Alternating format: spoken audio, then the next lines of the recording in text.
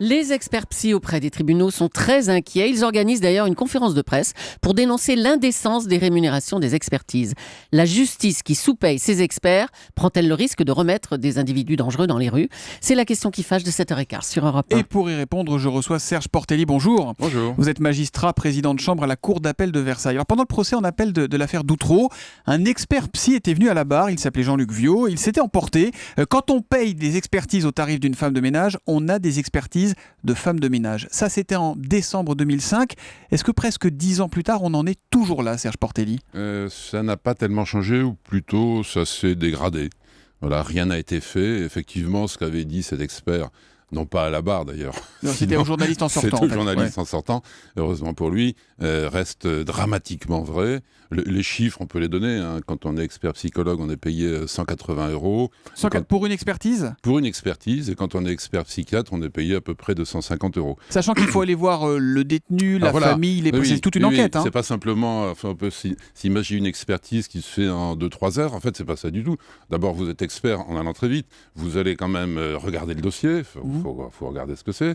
Il faut ensuite que vous alliez voir l'intéressé, qui est souvent en prison. Donc, déjà, si vous y arrivez, que vous avez la chance d'obtenir le détenu qui n'est ni avec sa famille, ni avec l'avocat, etc., vous avez beaucoup de chance.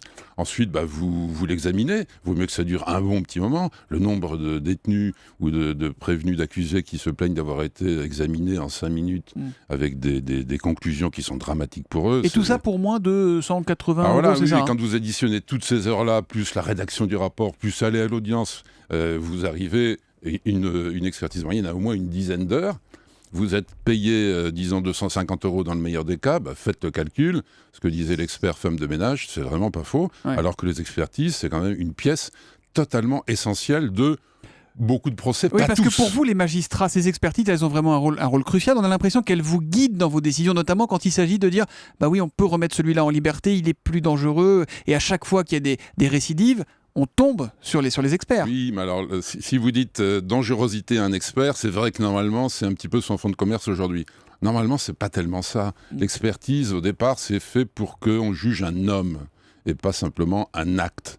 Et je vous jure que c'est quand même important de savoir qui on a en face de soi. Et l'expert, c'est à peu près le seul, évidemment, avec l'avocat, qui puisse vous dire, écoutez, c'est pas simplement qu'il y a quelqu'un qui a commis un vol, un cambriolage, un meurtre ou autre chose, c'est aussi quelqu'un qui a une histoire, qui a une personnalité, et c'est précisément l'analyse de cette personnalité qui fait qu'on va déterminer une sanction, et puis qu'ensuite, effectivement, si on choisit par exemple une peine de prison, on va pouvoir la moduler en fonction de l'évolution de cette personne. C'est donc capital. Sauf qu'aujourd'hui, pour ce travail capital, les meilleurs experts veulent plus faire. On entendait Claudine Benzoni, qui est du côté de Rennes tout à l'heure dans le journal de 6h30. Il paraît que les gendarmes ou les magistrats en sont réduits à prendre l'annuaire et à faire du porte-à-porte pour essayer de convaincre des praticiens de venir. C'est vrai ça? C'est ça la réalité? Moi, j'ai passé mon temps à effectivement chercher des experts parce que vu ce que je vous ai dit, et encore c'est qu'une partie de la réalité, plus personne ne veut devenir expert. Et on le comprend, c'est une fonction essentielle de la justice pénale et civile en France, mais quand vous êtes payé vraiment effectivement avec des salaires de femmes de ménage, et quand les conditions dans lesquelles on vous demande d'exercer votre métier sont aussi lamentables, plus personne ne vient. Ce qui se passe aujourd'hui, c'est qu'effectivement on court après les experts.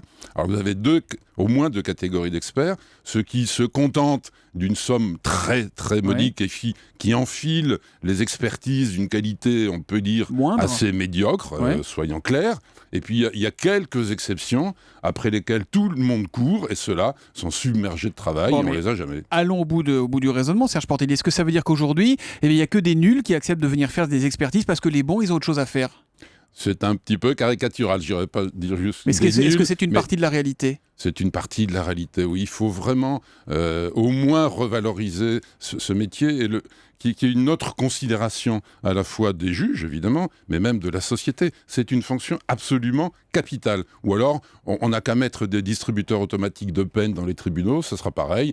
Vous avez commis un vol, on appuie sur le bouton, c'est telle peine. Mais si on veut que la justice soit un peu humaine et qu'on sache qui on juge, il faut des experts bons et bien payés. On l'a dit, c'est une situation qui n'est pas nouvelle, qui ne cesse de se dégrader. Vous avez l'impression qu'au ministère de la Justice, au gouvernement, on a conscience de ce problème ? Bah écoutez, je pense qu'un des mots d'ordre, je ne veux pas être trop méchant, mais du ministère de la Justice, comme de beaucoup de ministères, c'est de faire des économies un peu partout. C'est un des rares budgets qui augmente, celui de la justice. Oui, un tout petit peu, plus c'est- 1,7% entre Oui, 2013 et on en 2014. est vraiment dans les décimales. Ouais. Mais ce qu'il faut dire, et c'est une constatation que tout le monde fait, c'est que l'augmentation du budget de la justice, c'est précisément pas pour les tribunaux, c'est pour l'administration pénitentiaire. Et en France, maintenant ça fait 3-4 ans qu'en fait le grand dépensier du ministère de la Justice, ce sont les prisons. Mais alors, sachant que les caisses sont vides, quelle est la solution pour ces experts? On est condamné à avoir des experts de seconde zone et des expertises de seconde zone? Les caisses sont vides, oui, mais je pense qu'il faut répartir la pénurie autrement. Je pense que la justice en France est une des fonctions essentielles de la démocratie, tout le monde le regarde, et il faut faire un effort là-dessus. Et en tout cas, vous les magistrats, vous soutenez les experts ce matin. Ah bah, plus que jamais, oui.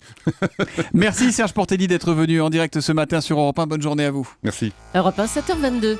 On le croyait totalement retiré de la vie politique. Eh bien, revoilà Jean-Louis Borloo.